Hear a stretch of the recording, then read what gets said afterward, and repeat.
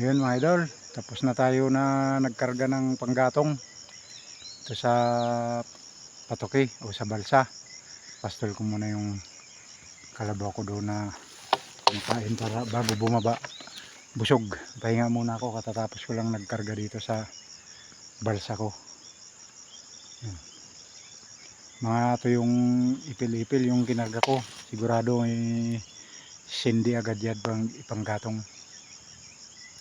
Nakalagay na sa balsa o sa patoki. Pahila ko na lang para bumaba maya maya.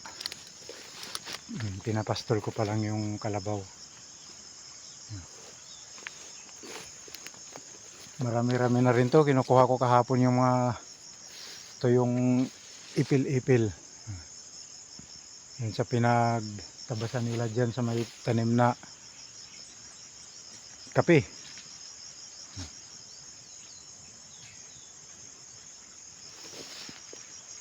Kinain naman ng kalabaw yung saging ata.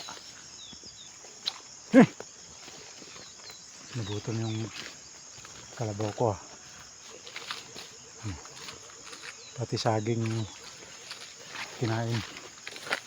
Ay, imbis na dito lang sa taas.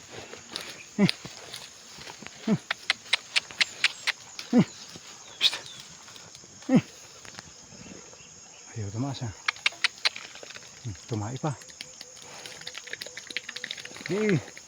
Nih lusaw yung ibak ng kalabaw